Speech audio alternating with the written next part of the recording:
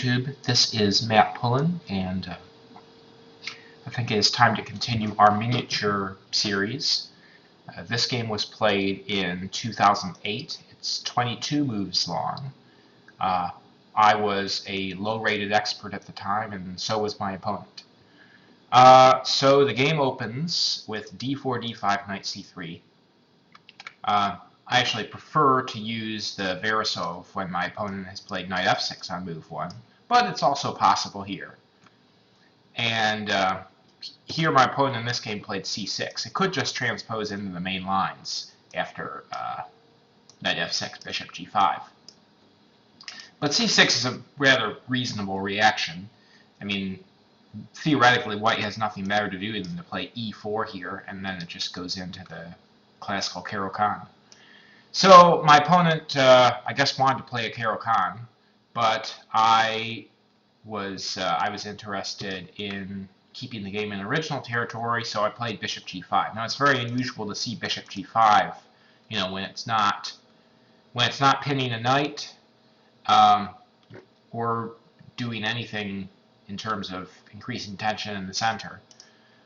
Here it's only pinning black's e-pawn to his queen, but that could be solved in any number of ways. For instance, black were to play queen to b6, then it's actually more convenient here than usual for white to guard his pawn. He just plays the rook to b1 because his knight's already moved. And now this pawn is unpinned, so we could just see something like this.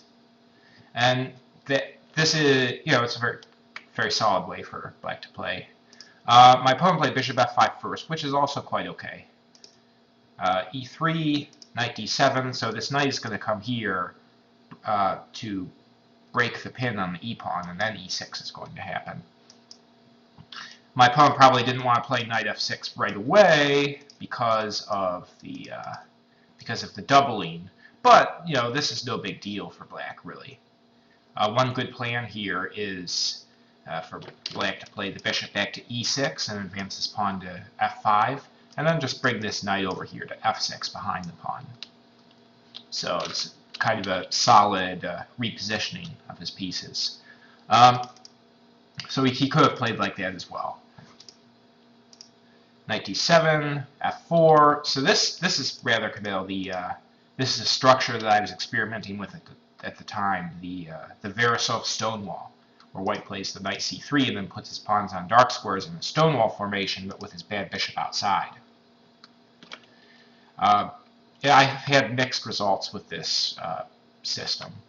If you recall, I put a video where I lost a game to fellow expert Bill Brock playing such a system with the white pieces, and he put on a good show in terms of, you know, showing how black is supposed to play against that.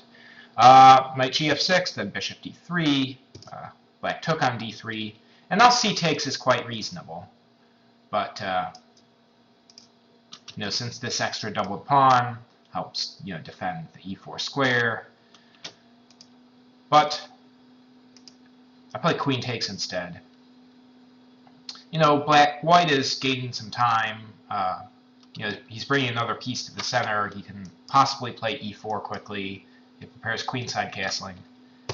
My opponent answered queen a5. This makes queenside castling rather unattractive because black can, you know, start his attack pretty quick with the b5, b4, and then bringing this knight into c4.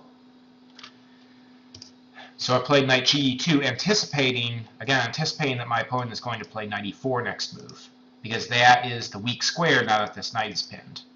And there's no real good way to unpin the knight except by castling queenside, and that is something that I don't really want to do. So knight ge2, and again, it's kind of a concession that this knight had to go to e2 and not to f3, but sometimes that happens in the Veresov.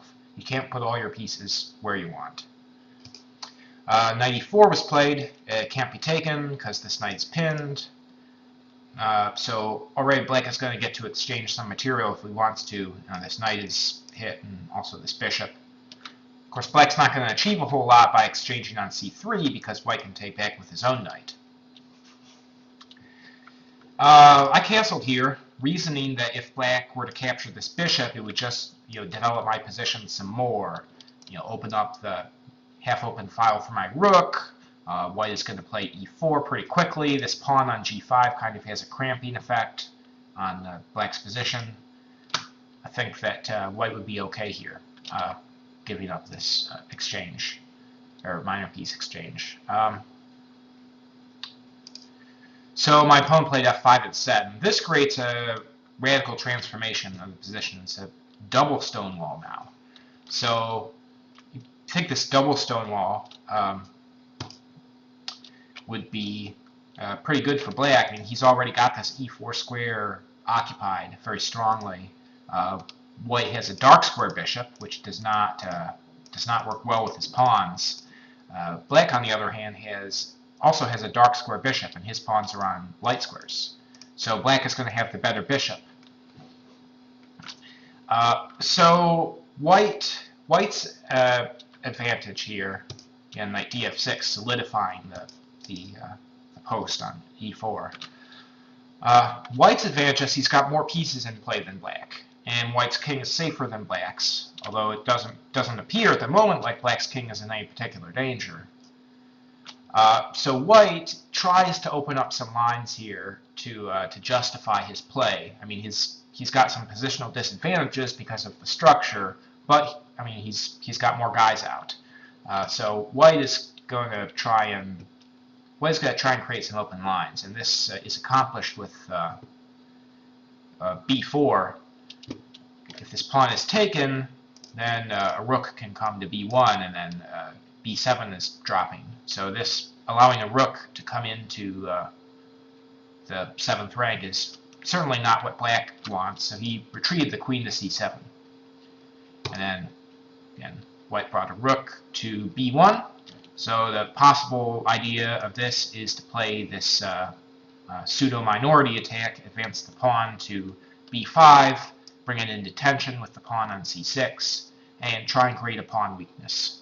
And he's leaving the rook on a1 in case this pawn is needed to try and undermine black's pawn chain. So white is really posturing quite strongly with his two rooks on the queen side. So black continued rook c8. This takes queenside castling off the table, but rook c8 is a good move.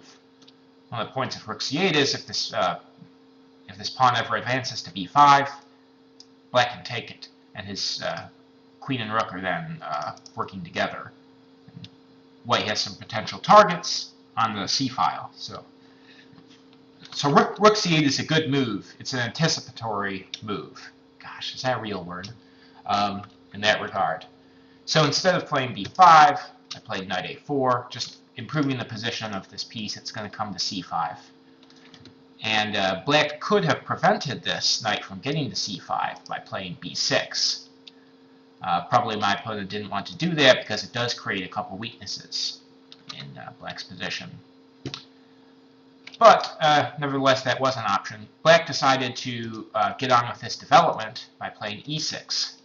And this frees up this bishop, so the bishop can come to d6 and black can castle. Here, I played bishop e1, again, repositioning the bishop so it has some effect on the play on the queen side. So it's kind of funny how in the Stonewall, the player playing the Stonewall formation usually goes to great pains to activate the bad bishop and bring it out to the king side. But here, my bishop was already on the king side, and I used the e1 square to get it pointing back at the queen side. So I thought that was kind of funny. Also, I mean, this game was played years ago, but I'm guessing, looking at these moves, that the reason I brought the f rook over and not the a rook was that I was planning this maneuver and I didn't want to get a rook stuck on f1 doing nothing. My opponent tries to exploit the lack of rooks on my queen side by playing g5. And this is quite questionable. I mean, black he's got some pieces on the back rank. He's not castled, and he's trying to pick a fight on the king side. Although with the center being closed, it makes sense that this is where black's play is going to be. But there's no reason why black couldn't just play a normal move here, like bishop to d6. I mean, White's buildup is going to be very slow over here. It's going to have to play like knight c5, and then maybe try and advance this pawn to a6, and try and open up some files for the white rooks to operate. And if black is playing like, maybe he can castle here and bring a knight to g4 and lift his rook up to h6. Black's play seems a lot more purposeful. So I think that this position is, well, before g5, I think it's probably a little better for black.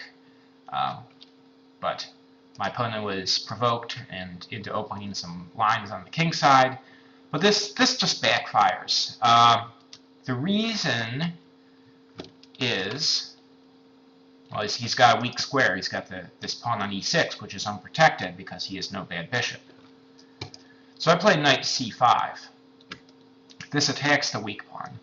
And my opponent could just exchange for this knight and get rid of the attack on e6, but then it sort of speeds up White's play on the queen, bringing this pawn to half open White's b file.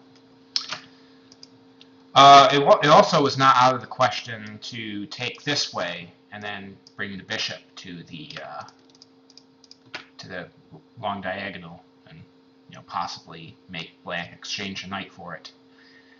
So this also would have been an interesting possibility, or just I don't know. Black probably doesn't want a knight take here because then it leaves this bishop on the square where it doesn't have a lot of prospects. So yeah, g5, and then I brought the knight into c5, and he decided to defend this with the king. So he is kind of working towards getting his rooks connected, but this relationship between the king and this pawn is pretty frail, and White is able to exploit this by playing f takes g. Again, opening up a potentially dangerous diagonal towards the white king, but the idea is to use this square, the f4 square, for the knight, and get another attacker on e6. And it's very difficult to defend e6 with another piece.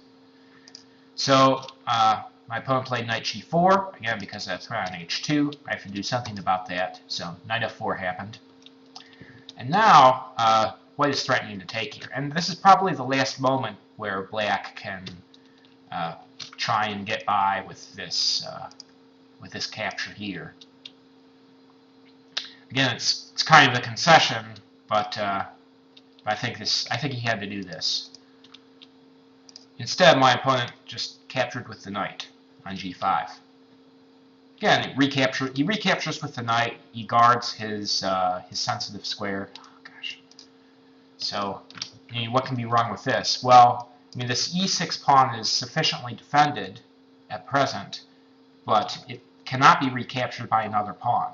And the e6 pawn is responsible for guarding the f5 pawn, and this is where black's position falls apart.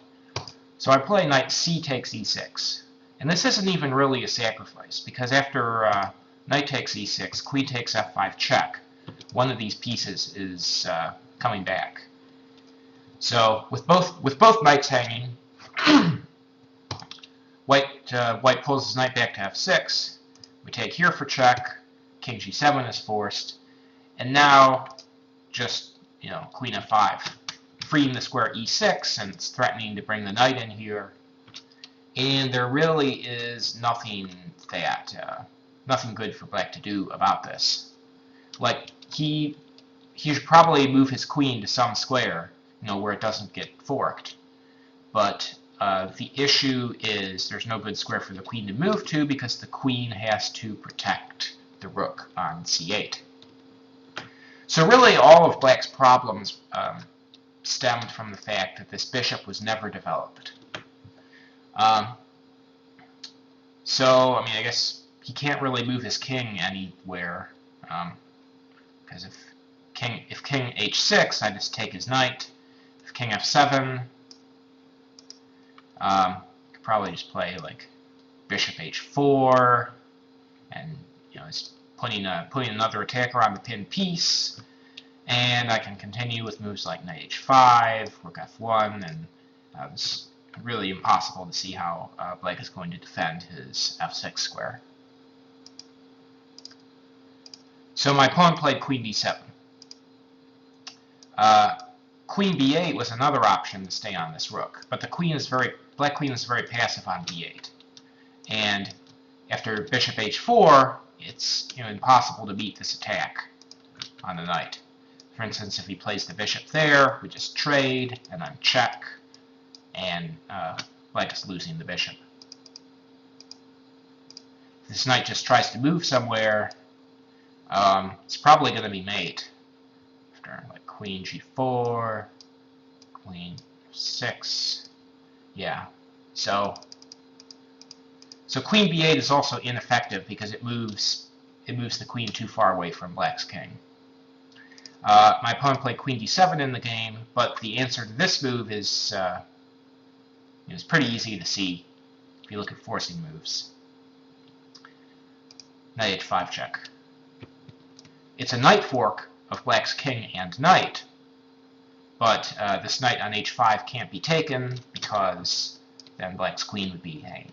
So my opponent resigned in this position. He's going to be down an entire piece. So yeah, this was another miniature game where my opponent had some good ideas, but suffered from trying to attack and open the position before he had developed this bishop and castled.